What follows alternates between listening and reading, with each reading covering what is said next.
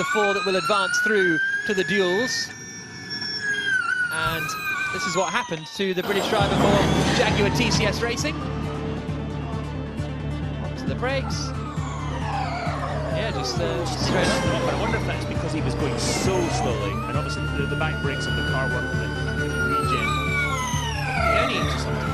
It was like, I think it was also only 50 meters where he hit the brake pedal, so it might have just been a bit of a...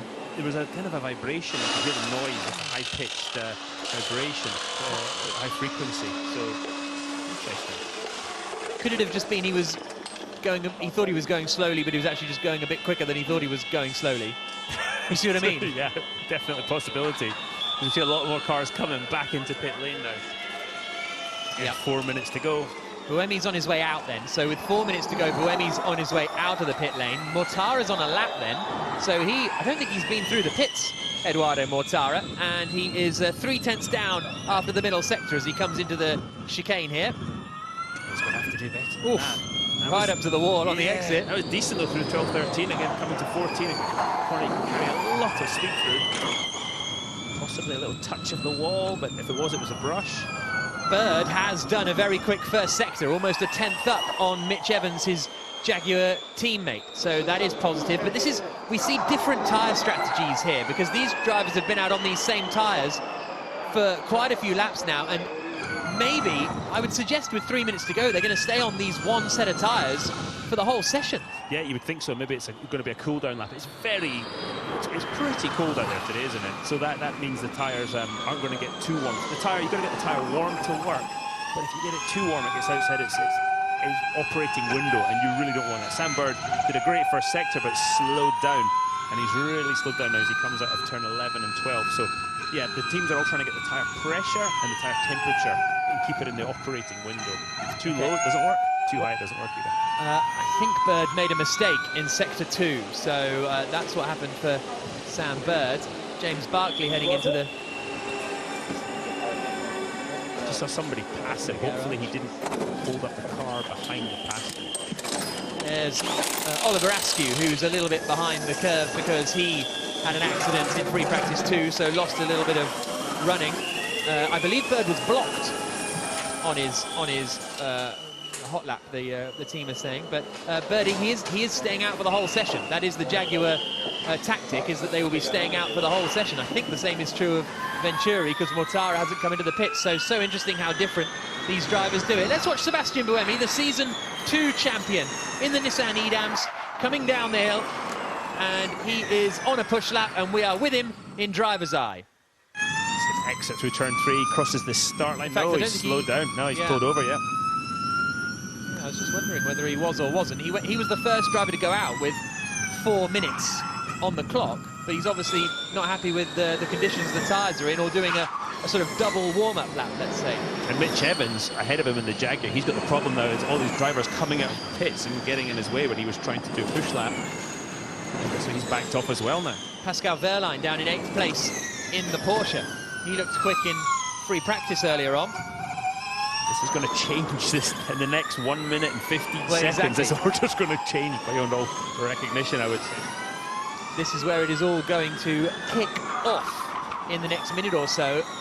And I just wonder if we're going to be tight on time here, because there's a minute on the clock. You've got to start the line before you've got to cross the line before the clock ticks to 0, sort of self-evidently. I just wonder if we might be a little tight.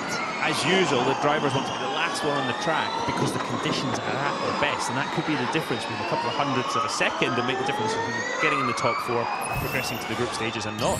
This is Jake Dennis in the Avalanche Andretti coming down the hill into turn 3. Oh, back end gave him a little snap, little Yui, and he's back on his way. Roger Griffiths watching that unfold. Here comes Wehrlein. He comes down into the left-hander and then starts to climb up the hill now. So Wehrlein through the first sector, he's 800ths up. So Wehrlein is the first driver on a quick lap. There's 5 seconds to go, and I think everyone's got over the line. So Dennis just gets over with 1 second left on the clock. Bird has just taken the checker flag. Bird has taken the checker flag, and I think Jaguar have missed it. Bird will not be going through. Absolute disaster for the Jaguar team. Sam Bird will not be advancing through to the duels and doesn't even get a lap in the part of qualifying, in group qualifying A. Now we'll focus on the drivers who are out there. Freitz has done a huge sector 1, 2/10 quicker than Mitch Evans in the first sector alone. Van Dorn is a 10th up. Evans is 400ths up. This man Pascal Wehrlein comes through the middle sector and he is 300ths up as he comes down into the Marconi hairpin. And 300ths of a second is not going to get it done. Pascal Wehrlein is going to have a mighty last sector if he wants to go into the knockout stages of qualifying and get a chance of being in pole position for this afternoon's race. Freitz's middle sector is good as well. He's nearly 3/10 up on Mitch Evans, who's losing time on the middle part of the lap, so both Jaguars are in a bit of trouble here. Here comes Pascal Wehrlein through the left-hander at turn 19. Out, cuts the timing beam now. Mortara doesn't improve, he's only 4th. The championship leader is in big trouble here. Freitz, the back end, always trying to swap ends on him. Wehrlein has gone quickest. Wehrlein, Evans, Freitz and Mortara going through at the moment. Here comes the Dutchman, out across the line, and Freitz goes fastest, a 10th ahead of Pascal Wehrlein. Here comes Stoffel Van Dorn. He goes up into 2nd place. Evans is on the bubble, in 4th position. He comes across the line now. He remains in 4th position. Dennis is on a decent lap as well. Buemi goes 8th. Here comes Jake Dennis. Can he get up into the top 4? Askew goes up into 9th place. Dennis goes fastest. A 1 minute 40.069. Both Jaguars are eliminated. Jake Dennis, Robin Freitz, Stoffel Van Dorn and Pascal Wehrlein will advance through to the group stages, to the dual stages I should say. Both Jaguars out. The championship leader, Eduardo Mortara, is out. Sims, Buemi, Askew and Ticktham out as well. But that's bad news at Jaguar. On the weekend that they really needed to turn their championship around. But Dennis getting in there at the last minute. Freitz as well. So Bird, we think, so here's the checkered flag look, and Bird doesn't make it in time. There it waves, and they've had that before on occasions. Traffic is the Jaguar are blaming traffic for it. He doesn't want to be so close to the car in front that it disrupts his lap, but obviously there's no chance of it. They just cut it probably a little bit too fine in some of the extenuating circumstances, what other cars did out there. It all means that Sam Bird is going to be starting 13th to 14th.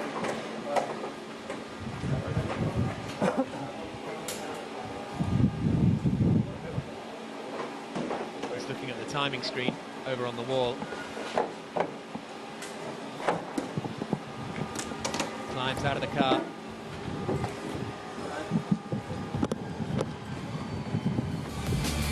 Where's he off to? Get weighed. Yeah, he's off to get weighed, isn't he? Crossing over the...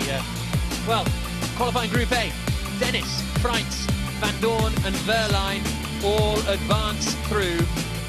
Evans 5th, Mortara 6th, Bird, Sims, Buemi, Askew and Ticktham, the 11 drivers in Group A.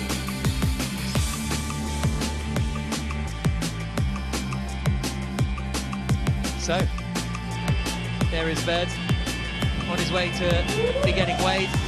Mortara out as well, the championship leader, out in the first group of qualifying.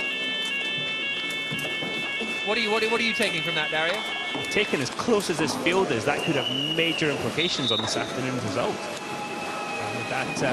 So this is how we're going to do the qualifying duels.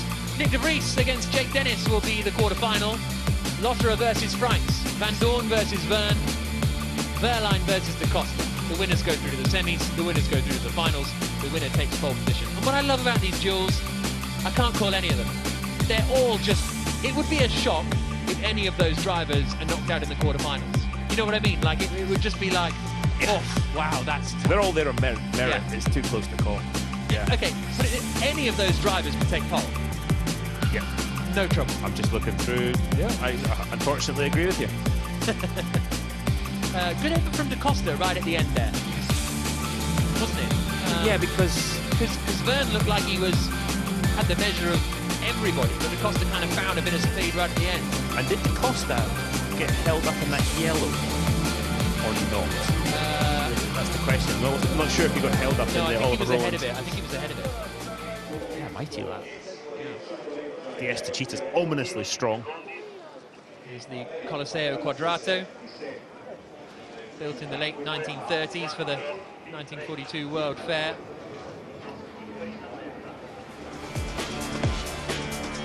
So, the first duel, Nyck de Vries versus Jake Dennis. Everything comes down to one qualifying lap. There's a huge pressure, so we focus on corner by corner. My favourite thing about the duel is really the head-to-head competition, you know, not knowing what the other driver is doing during the lap. So you don't know if he's made a mistake or he's on the best lap of his life. You never know. Jake Dennis is now on his out lap. He was second on the grid in the opening race of the season in Diriyah. Jake Dennis, 9th and 15th, hasn't been in the duels since, but here he is now in the quarterfinal against the reigning champion, Nyck de Vries. Yeah, good to see the Andretti guys fight back after a tough Mexico City. The car just was not handling at all from the very first lap we saw on the screen, so great to see Jake Dennis back up and in the duels. So, Dennis is out on circuit, de Vries out on circuit as well. They don't go directly head-to-head, they are staggered apart on the circuit, but they're basically on the track at the same time, and it's all down to one lap. It's just an out lap, and then we go for it. So they'll turn it up to full power as well, because Dario, they haven't run at full power for a couple of hours now. Yeah, since this morning, and they got their sort of their sight line in and did multiple laps at 220 kilowatts in the group stages of qualifying. Now you've got to put a lot more power into the car. The straights are shorter, you've got to brake heavily at the end of the straights. Completely different rhythm to get into as a driver, so it's formally have not made it easy on the drivers, which is exactly what we want. Right, here comes Nyck de Vries then. He's going to be the first driver across the line. The timing beam is there, and he starts his flying lap now, coming down the hill in towards turn 3 at Luna Park, then out onto the Via della Trafontane. I mean, you can see the cars are visually quicker. You arrive at turn 3 so much quicker than you did at 220 kilowatts. Looking for the different braking point than you had. Dennis starts his lap now, coming down towards turn 3. And you can see the gap between them. De Vries 200ths ahead at the moment as Dennis comes in to the first left-hander on the circuit, the first sort of proper corner. And then we'll get the next split in a moment's time. De Vries now climbing the hill.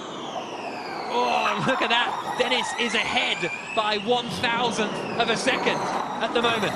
Still a long way to go. De Vries is about halfway around the lap now, coming past the Coliseo Quadrato, and then he'll come down towards the chicane in a moment, and he's extending his advantage a bit over Jake Dennis. It's now over a 1/10 of a second. It's now almost 3/10 of a second, so maybe a scruffy left-hander at turn 4 for Dennis, and that's compromised him all the way up the hill. But you can hear the Andretti car sliding across the surface more. He just doesn't have the grip in the tyre right now that the Mercedes of Nyck de Vries has. Here comes de Vries down into the Marconi hairpin. Looked like he was sending it in quite deep. Dennis takes a bit of time out of de Vries. He's catching him a little bit. The gap comes down to 2/10 of a second. Oh, I thought he'd locked up there. He was so on the limit. Oh, it sounded like he did overdo the entry to turn 16. Comes into the final corner now, Nyck de Vries. He will set the benchmark time as he comes across the line. And it is a 1 minute 38.980. Dennis is still just over 2/10 of a second away. Yeah, Dennis has lost a little bit. That's a good lap from Nyck de Vries when you compare it to this morning. Yeah, the back end of the Andretti sliding around, Jack. It looks like it's going to be enough for de Vries. Here he comes across the line. The gap goes up to 3/10, and it finishes at 3/10 of a second. So Nyck de Vries advances through to the semi-finals. And Dennis does a 39.288, because that lap time that Dennis sets will define where he starts on the grid. So Nyck de Vries is through to the semi-finals, and that is the 3rd time this season in 4 races that he's made it through to the semis. Very impressive. That was a good lap. Yeah. Again, when you compare it to this morning and Jean-Eric Vergne's quick lap of a 39.0. Yeah, very true. So, de Vries is through. Next quarter-final duel, Andre Lotterer in the Tag Heuer Porsche up against Robin Franks for Envision Racing in quarter-final number 2.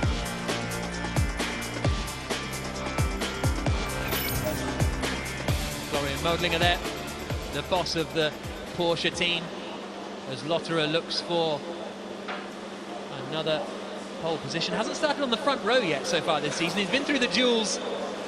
He's been in the duels every race so far. Never made it through to the final. He's been through to the semi-final on 2 of the 3 occasions. I've got a feeling about Lotterer today. What's your feeling? I think today could be the day for that first Formula E win. You know, the Porsche guys are on a high clearly. He loves this track. Time will tell. Right, we are on a split screen here. They aren't right together on the circuit, but we've slowed one of them down, so we're watching them as close as we can get in real time, right together. And at the moment, Lotterer has the advantage by 6,000ths of a second between them. Here they come into the left-hander now and climbing the hill. A massive amount. Oh, it's up to 700ths now. Lotterer behind Robin Freins, but Lotterer's catching him up the hill. Just 500ths between them. They're coming up now towards the next big left-hander, which is turn 7. Mind the bumps here. Freins gets it stopped well. He's pulled away again from Lotterer a little bit. Let's see if Lotterer can make some time up and through this final sector of the lap. Freins now almost a 10th on Andre Lotterer. Through the right-hander at the Colosseo Quadrato. Then left, then right again. Scrappy from Lotterer. Down towards the chicane. Freins is looking neat and tidy. Look at that. Freins has pulled out such a big advantage. Look how much earlier it is. He is leaving the chicane. Lotterer slides out towards the exit. Freins' advantage is almost 4/10 of a second here. Lotterer jumped the chicane curb a little bit, tried to cut the angle down. Seemed to work a little bit, but the gap still 3.5 tenths. Freins lost the rear a little bit into the Marconi hairpin at turn 15. But the advantage is still extending. You'll see how much earlier Freins hits the curb on the right there now. Compared to Lotterer, it's 7/10 of a second. Lotterer did miss a bit of running at the end of free practice earlier on after hitting the wall. He did well to get through to the duels, but he's not going to be getting through to the semi-finals. Freins crosses the line and does a 1:38.764. That's actually quite a huge lap from Robin Freins, and he advances into the semi-finals. A mighty lap from Robin Freins there with the Audi powertrain and the Envision car. That lap time from Lotterer, 7/10 slower than Freins, but only 2/10 slower than Jake Dennis. So the lap itself was all right, but Freins was just hooked up. Next up, Stoffel Vandoorne for Mercedes EQ, facing Jean-Eric Vergne for DS Techeetah. Quarterfinal number 3 here in Rome. Ian James, team principal at Mercedes EQ. James Rossiter,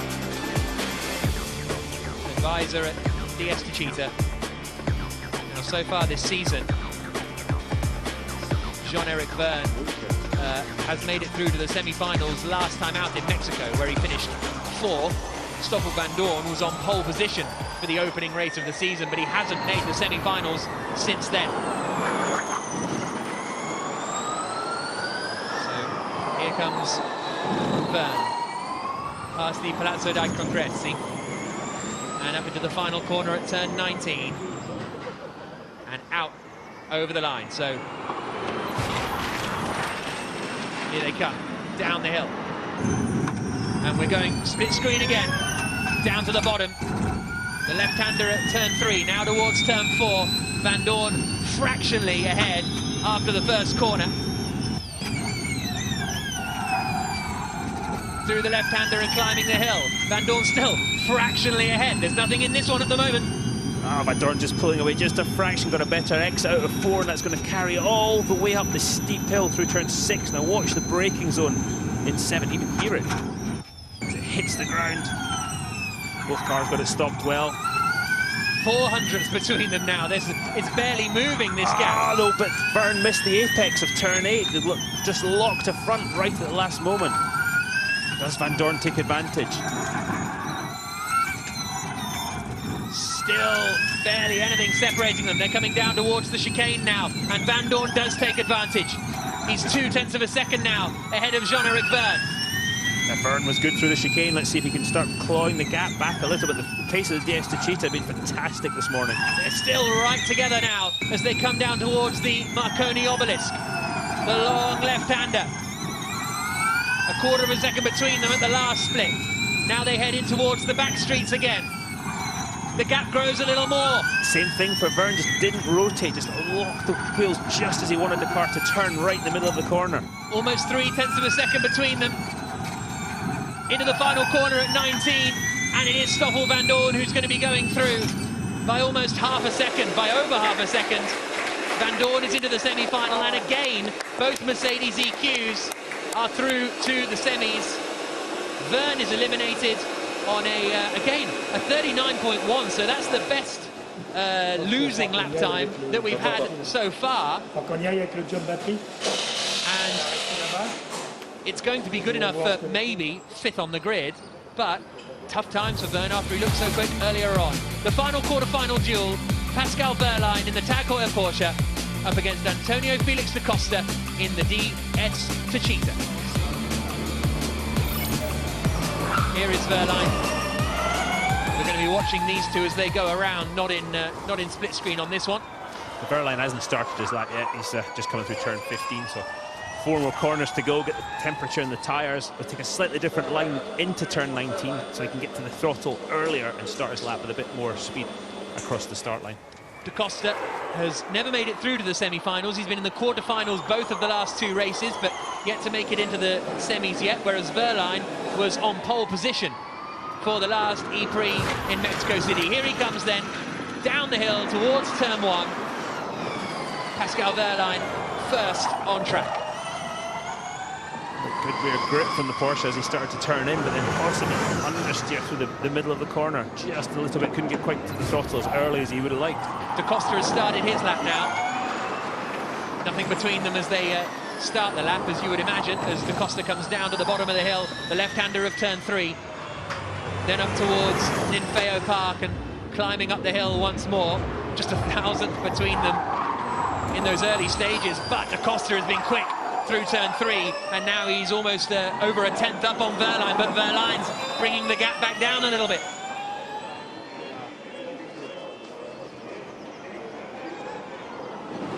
Through that left-right-left sequence of corners for Wehrlein. Da Costa is up at turn 7 at Piazza Gandhi, and Da Costa has extended his advantage to a 1/4 of a second at the moment.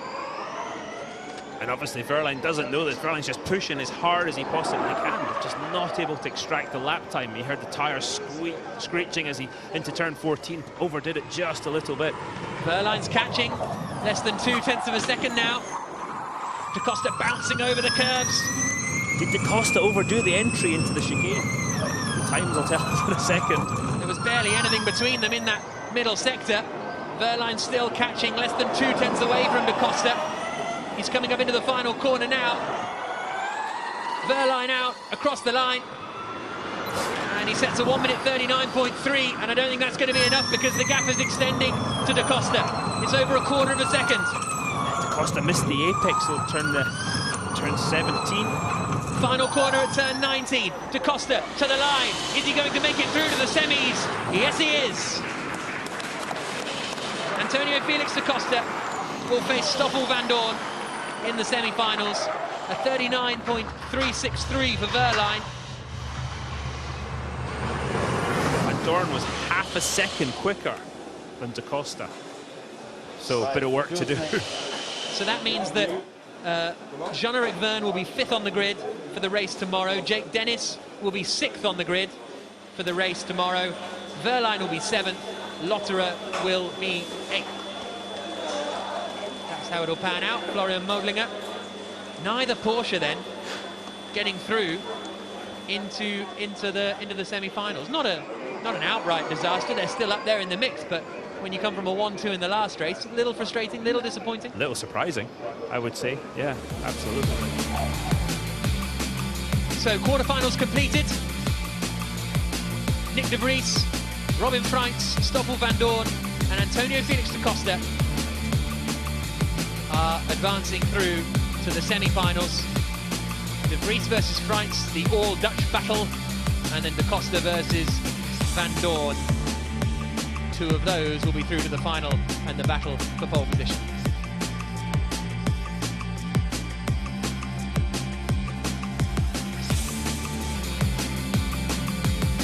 Right, semi-final time. for round 4 of the ABB FIA Formula E World Championship, the Rome Prix. Nick de Vries versus Robin Freins coming up, and Da Costa versus Van Doorn will be the second semi-final, and the winners will go through to the final and then the battle for pole position. De Vries beat Dennis on the way through, Freins beat Lotterer. Semi-final 1 then. Nick de Vries for Mercedes EQ up against Robin Freins for Envision Racing.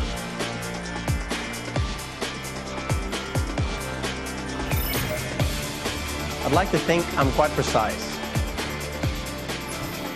I like the duels because you're just facing one guy which you want to beat so badly, and the track is completely for yourself. And there they are, Freins lined up behind de Vries as they get ready to head out onto the circuit.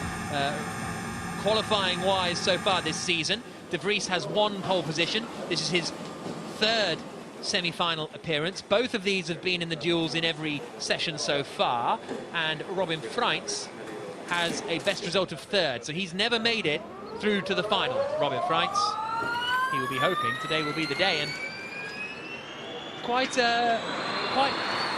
surprising, really, that Freins is here. He's waiting for the green light for him to go out, but because they didn't really look anywhere in free practice, but Freins has managed to... In fact, I think you actually said they're nowhere after free practice too. Yeah. But 2/10 quicker nearly than Nick de Vries in the quarter-final. So, I mean, right now, Freins is the guy you're expecting to make it happen. But again, the tyres now the 1 heat cycle in the quarter-final. Will the cars handle differently in the semi-final? It's the small details that can make the difference between getting into the final, getting on pole position or not. De Vries in the Mercedes, 2nd place in the championship, and with championship leader Eduardo Mortara set to start 11th or 12th on the grid. This is a big opportunity for him, but also an opportunity for Robin Freins to get some points on the board. He's down in 9th place, has had a podium this season with a 2nd position in the 2nd race in Diriyah. It hasn't scored big points subsequently or previously. The race is later on. I think I said the race tomorrow. There is a race tomorrow too. There is a race tomorrow, exactly, but there's also a race later on. Freins comes through the chicane, and we're just going to be watching them normally on this one. We won't be splitting the screen. As de Vries now comes into the back sequence of corners up to the Piazza JFK, loops around that. That's turn 17, 18 now again, that wide line into 19 to maximise acceleration as he crosses the timing line. Now, so de Vries starts his lap. We're about to go double Dutch in the semi-final of the 4th round of the championship. De Vries down into turn 3. you see the rear of the car walking around as he brakes steeply downhill into 3, managed to keep it pointed in the right direction though. Freins starts his lap now. The first timing beam is sort of here, so that's why they're always so close right at the start, because they've only just come across the line. It's always interesting that you can gain sort of 100th or 2 at that point, though, as we go on board with de Vries now. Up the hill, towards the left-hander of turn 7. Hits the bump big time. The top's hard, dude, and the wheels are off the ground when you hear that noise. Freins is now 9 thousandths up. Oh, de Vries now a 10th up. So he was very, very quick at the top of the hill. Here's Robin Freins now. He's coming up towards, so it would have been the bottom of the hill that de Vries was quick. The car wiggling a little from left to right, and Freins has been strong on the climb up towards Piazza Gandhi. Yeah, that was a mighty braking zone as we see de Vries through the 12 and 13 chicane. Got through there just. Neat and tidy from de Vries, isn't it? He comes down now into the Marconi hairpin, but it's not necessarily quick because Freins is a 10th up on the Mercedes driver. And you can hear it again, Jack, slide. The front slid through the middle of the turn 15, the rear slid coming off the corner for the Mercedes. Oh, what Nick de Vries needs right now, especially being a 10th and a half down. We'll get another split in a moment to see whether the gap has extended or decreased. Here comes Nick de Vries across the line now, and his benchmark time is going to be a 38.949. He's closing the gap a little bit on Freins. Freins has the advantage, but only by 0.08 of a second. A neat and tidy final few corners, and Freins might be in for the final for the first time this season. Freins across the line, looks like he's going to do it, and he does. Robin Freins into the final and books himself a place on the front row of the grid. Oh. Oh. They seem very happy, don't they, there at Envision? Rightly so. Very good. So Freins through, De Vries out, so he will be third or fourth on the grid. Still second row with Mortara so far down is an advantage. Semi-final 2, Antonio Felix da Costa in the DS Techeetah up against Stoffel Vandoorne in the Mercedes EQ. Vandoorne has had a pole position this season. Da Costa, on the other hand, has not been in the semi-finals before, so he's in his first semi-final appearance, so he will be having his best qualifying performance of the season so far. Yeah, Da Costa's not had his best qualifying early in the season, the first 3 rounds, so nice to see him getting back into the semi-final and see if he can go better, get into the final. I have to say, I was a bit surprised that Nick De Vries looked very strong through this last series of corners. So I was surprised that he managed to, that Robin Freins managed to stay ahead in the last semi-final. Right, we've split screen this one. Vandoorne marginally ahead as we come down the hill into the left-hander of turn 3. Now out towards 4. We'll get another look at the times just after this left-hander. Missed the apex a little bit, Stoffel Vandoorne, but he managed to get it just a bit later than he might have wanted. And he's still got the advantage now by 0.04 of a second. Stoffel Vandoorne ahead, up towards turn 7. This is the next critical part, over these big bumps and then braking for 7. Big bravery by both drivers. Oh, Da Costa caught him on the way into 7. Both nice neat through 8. Now this is a section you've got to throw the speed through. 9, 10, straight into 11, and then the short straight to the chicane of turn 12. A very bumpy straight, you'll see. There's 0.04 between them, but not anymore. Vandoorne extends it to 2/10. Oh, he took so much curb. He did. He carried a lot of speed on the way in, Jack, but lost on the way out. Let's see how that all works out for him when we see the next split. Really attacked it aggressively at the chicane, Vandoorne. Now they come into the Marconi hairpin. On the power again. Is Da Costa closing in? He's got ahead. He's swung it around from 2/10 down. Da Costa's 300ths up. The ebb and flow of this lap is incredible. Through the final corner, turn 19, it's going to be so close. Vandoorne's fractionally ahead, and Vandoorne does it by 100th of a second. Stoffel Vandoorne through to the final. Fantastic stuff. Fantastic stuff by both drivers. But that was a close one. Da Costa did a 38.986, which is 0.04 slower than De Vries. So I think that'll be 4th on the grid for Da Costa, 3rd on the grid for Nick De Vries. And then it'll be Freins versus Vandoorne in the final. Vandoorne, he had it.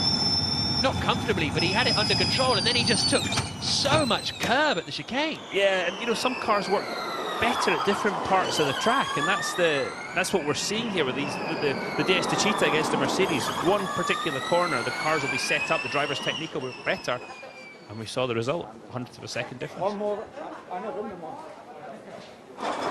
more to go, says Ian James to some of the big bosses at Mercedes that are here this weekend at the back of the garage.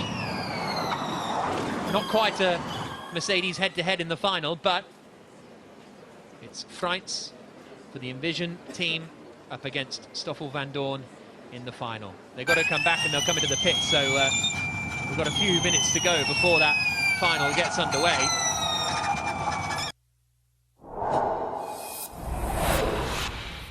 What I find interesting about this final is everyone gets so hyped for it and excited about it, and I do too, I promise. But they're already on the front row. Like they've had a brilliant session. What are you talking about, Nichols? It's all fine. It's pole position. I know, but in the grand scheme of things, they've done an exceptional job. They've got this far. Oh yeah, second's all right. Yeah, Take second. have you met any of these people on pit lane? You know, This is why I don't get on with any of I've them. raced with you on the simulator. You don't do second either. It's 3 points as well. Yeah, it's what we're here for, isn't it? Absolutely. It's tremendous. Tremendous stuff. So, Van Dorn making his way up the hill. We won't be split screening this one. We'll just be covering it normally. Well, the drivers are trying to get the feeling into the car.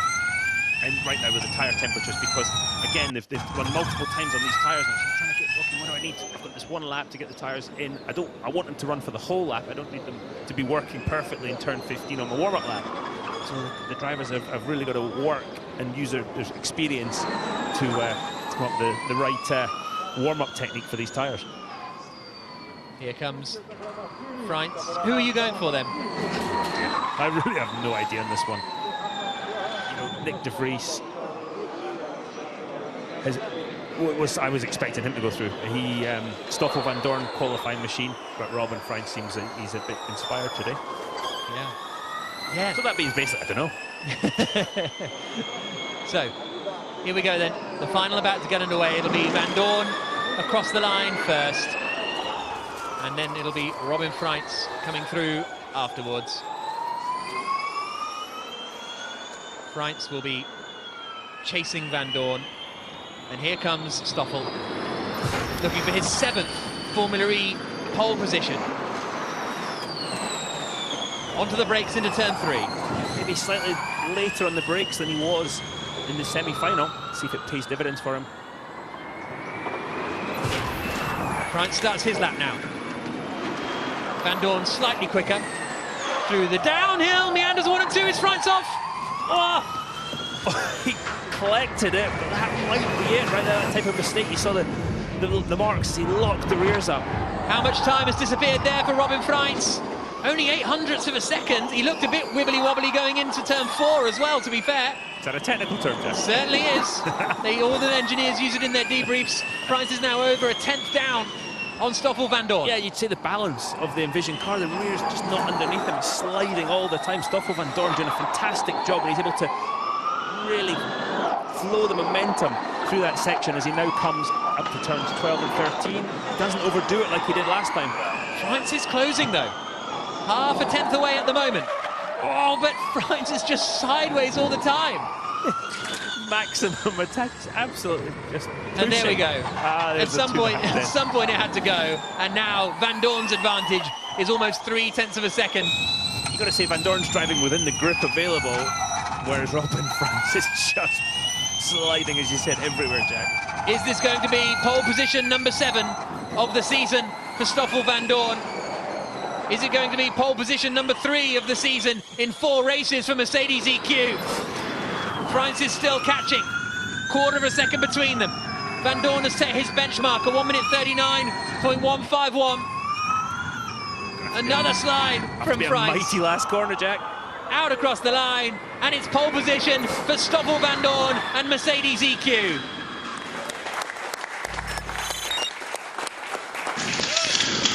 Well done, mate. Well done. That's pole. Well done. Stephen Lane on the radio congratulating Stoffel Van Dorn, who secures pole position for the Rome E-Prix. And he was in Group A. In fact, both these drivers were in Group A, so that means that Evans will be 5th on the grid. Mortara will start, Evans won't be 5th, he'll be 9th on the grid. Mortara will start 11th on the grid. So championship leader will start 11th on the grid.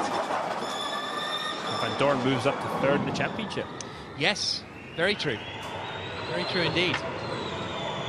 So jumps ahead of Andre Lotterer and Pascal Wehrlein, and is just 6 points now behind his teammate Nick De Vries. Stoffel Van Dorn, pole position once again. It's kind of 8 poles as well, because he had that pole position in Valencia that was taken away from him due to the wrong tyre barcode being written down. He's a qualifying machine, Van Dorn. There's a few people in this pit that would like to get rid of those qualifying barcodes. But yeah, fantastic, another fantastic job from Stoffel. Let's see if he can convert today. He won here last year, one of the races. And pole position in the other one. Yeah, pole position, and he was doing very well and got involved in an incident, which at the time I thought was his fault, but in hindsight, I'm not sure it was his fault.